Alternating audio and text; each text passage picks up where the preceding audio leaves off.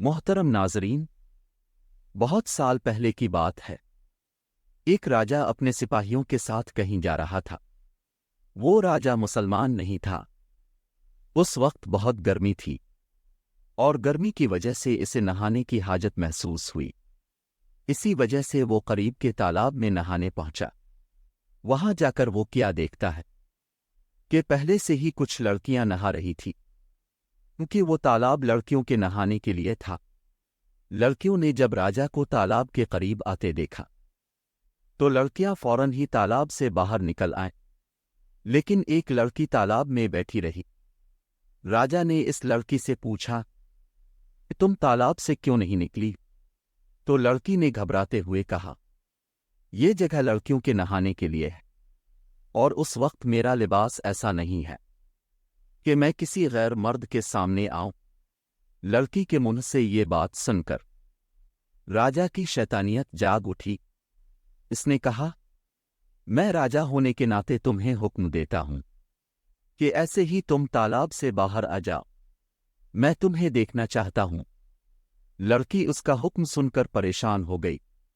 لڑکی نے کہا، راجہ مجھ پر رحم کرے، میں مسلمان ہوں، میرے مذہب میں پردہ ہے، آپ کو خدا کا واسطہ ہے، یہاں سے چلے جائیے، یہ جگہ لڑکیوں کے نہانے کے لیے ہے، اس لیے میں یہاں پر نہانے کے لیے آئی ہوں۔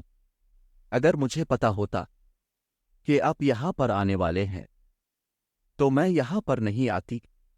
راجہ نے غور کیا کہ یہ جو لڑکی تالاب میں ہے وہ ان سب لڑکیوں میں سب سے زیادہ خوبصورت ہے۔ اس نے کہا، تم ابھی میرے سامنے باہر آ جاؤ، اگر تم مجھے پسند آ گئی تو میں تمہیں محل لے جاؤں گا اور اپنی کنیز بناؤں گا۔ لڑکی نے دیکھا راجہ کسی بھی صورت میں پیچھے ہٹنے کو تیار رہے تو لڑکی نے چالاکی سے کام لینا۔ لڑکی نے راجہ سے کہا کہ میں باہر تو آ جاؤں گی، لیکن یہاں پر میری سہیلیاں بھی ہیں، اور اگر آپ کے سپاہی بھی مجھے ایسی حالت میں دیکھ لیں گے تو میں راجہ کے لائق نہیں رہوں گی۔ اگر آج آپ مجھے جانے دیں تو کل میں خود آپ کے دربار میں حاضر ہو جاؤں گی۔ لڑکی کی یہ بات راجہ کے دل کو لگ گئی اور وہ سپاہیوں کو لے کر وہاں سے چلا گیا۔ اگلے دن بے تابی سے راجہ اس کا انتظار کرتا رہا، لیکن وہ لڑکی دربار میں نہ آئی۔ اس کے بعد ظالم راجہ نے سپاہیوں کو حکم بھیجا، اس کے گھر کا پتہ کرو اور اس کو میرا پیغام دو کہ راجہ نے تمہیں دربار میں بلایا ہے۔ سپاہی چلے گئے اور ڈھونڈتے ڈھونڈتے اس لڑکی کے گھر تک پہنچ گئے۔ جب سپاہی اس لڑکے کے گھر پہنچے تو انہوں نے اس لڑکی کے باپ سے کہا، جو کہ پیشے سے ایک سونار تھا۔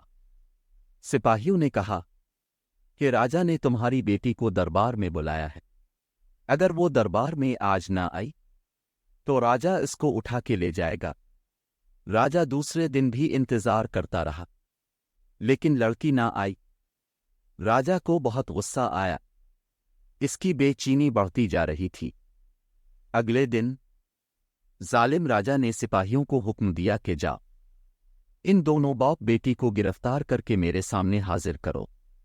سپاہی فوراً روانہ ہو گئے اور وہ سونار کے گھر جا پہنچے تو دروازے پر تالا لگا ہوا تھا۔ لوگوں سے پوچھنے پر پتہ چلا کہ وہ کل رات ہی گھر چھوڑ کر چلے گئے، اور جب اس بات کا علم ظالم راجہ کو ہوا تو وہ غصے سے پاگل ہو گیا۔ اس نے سپاہیوں کو ہر جگہ دوڑایا، لیکن اس لڑکی اور اس کے باپ کا کچھ پتہ نہ چل سکا۔ پھر اس نے سلطنت میں اعلان کروا دیا کہ جو سونار اور اس کی بیٹی کا جو پتہ بتائے گا اسے 1 کلو سونا انعام میں دیا جائے گا، لیکن پھر بھی کچھ حاصل نہ ہوا۔ اس لڑکی کا کچھ پتہ نہ چل سکا تو اس نے اپنے ساتھ والے راجاؤں کو خط لکھا اور اس لڑکی کو ڈھونڈنے کی درخواست کر کے مدد مانگی، لیکن وہاں بھی اس کا کچھ پتہ نہ چل سکا۔